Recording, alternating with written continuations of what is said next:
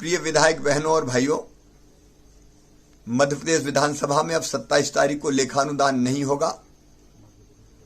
हम ऑर्डिनेंस जारी करके धन की व्यवस्था करेंगे। अभी लड़ाई केवल कोरोना वायरस के संक्रमण को रोकने की है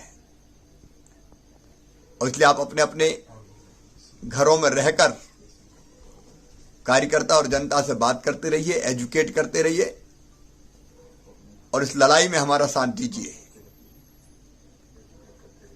कोरोना वायरस के संकट से निपटने के लिए मुख्यमंत्री सहायता कोष में आप 1 माह का वेतन दें, यह अपील भी कर रहा हूं। मैं स्वयं कल 1 माह का वेतन मुख्यमंत्री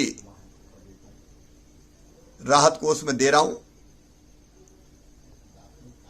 इस समय हम भी तन, मन और धन तीनों लगाकर इस महामारी को परास्त करें और अपनी जनता, अपने प्रदेश को बचाएं। धन्यवाद।